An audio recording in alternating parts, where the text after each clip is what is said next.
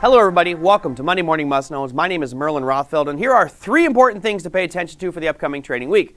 Now, I always say 3 important things, but a lot of times I like to sprinkle on a little bit more. I'm probably going to give you 6, and if we're really lucky today, I'm going to just sprinkle on a 7th one right at the end as we cut out. So let's get started with the earnings calendar. Yes, I know, we skipped earnings calendar last week because there was nothing going on. This week, cue the music going, hallelujah. This is the mother lode, the deluge, the kickoff, like opening day in baseball, which we had this weekend. This is going to be the kickoff for earnings season. Now, you look at the screen here and you're going to think, 48 companies, Merlin? Really? What's all the excitement about? Hold on. Start things off on Tuesday. You've got CarMax and Albertsons. Oh, I know. You're super excited about that. My eyes are rolling with sarcasm. Now we'll move on to Wednesday. Here is where it all begins. JP Morgan and BlackRock kick things off. You've got Delta Airlines, Bed Bath & Beyond, Fastenal, and Infosys. Now, the important part here is in green, I'm highlighting all of the financial firms because on Thursday is the mother lode. We've got Citigroup, Goldman Sachs, Morgan Stanley, Wells Fargo, U.S. Bancorp, Ally Financial. Those are just to name the major banks. There's tons of smaller banks reporting. Now, we also have United Health Group on the Thursday earnings calendar as well. So this is the kickoff. Why is it so important? Because over the past couple of weeks, if you've been watching XLF, the financial ETF, it's been tanking, it's been dropping, which might be a little bit of foreshadowing for these earnings going forward. Now, of course, earnings season, be careful. You really want to be kind of staying out of these securities because when earnings happen, it can go all over the place, no rhyme or reason to it, but it should create some nice waves in the market. Now, let's kick things off with the bigger macro pictures. That's right, we're going to start looking at inflation. Now, we've talked about inflation so many times in this program over the past few months, maybe the past year that we've been doing this, but it's still a persistent issue. Last week when Jerome Powell was speaking, they talked about how aggressive the Fed's going to be, and really the foundation for that was inflation. So this week we've got 2 announcements on back-to-back days for the U.S. markets. Let's start things off with the Consumer Price Index numbers, which are going to come out on Tuesday at 8:30 a.m. Eastern Standard Time. And here's the chart of it going all the way back into 2009.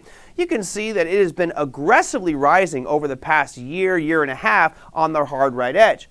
That's Tuesday. On Wednesday, we get Producer Price Index, which gives us an indication of what producers are paying to produce a basket of goods and services. Now, that number surprisingly dropped slightly last month on their reading. We'll see what happens on that hard right edge on our Tuesday and Wednesday session for CPI and PPI numbers. It's critical because as those inflation numbers continue to rise, it puts more pressure on these central banks to raise rates to fight inflation. Well, speaking of central banks, let's bring on a couple of them, maybe even go into 3 if we're lucky here today. We'll start things off with the Reserve Bank of New Zealand. That's right, New Zealand was actually more aggressive than the United States. They've been raising rates much earlier than the U.S., and they are now at 1%. That's going to happen Tuesday at 10 p.m. Eastern Standard Time. The important thing here is all of these 3 that I'm going to show you right now are up in the air. The expectation is generally that New Zealand will keep it at 1%, but they may potentially raise as well. So for anybody trading the New Zealand dollar, you might expect some volatility Tuesday night at 10 p.m. Now, we'll move on to the Bank of Canada, which on Wednesday at 10 a.m. Eastern Standard Time is coming out with their announcement. They're expected to stay the same at 50 basis points. And finally, the ECB, the European Central Bank, on Thursday at 10 a.m. Eastern Standard Time is coming out with their rate announcement, and that's expected to stay right at 0. Now, these are all expectations, but remember, the U.S. has made a statement last week with the FOMC meeting minutes that they are thinking about aggressively raising rates. We may not see only 25 basis point increase at our next meeting. It could be 50, and I've even heard some people say 75, which I think would be crazy. But right now, 50 is the expectation, 50 basis points for the U.S. at our next meeting in May.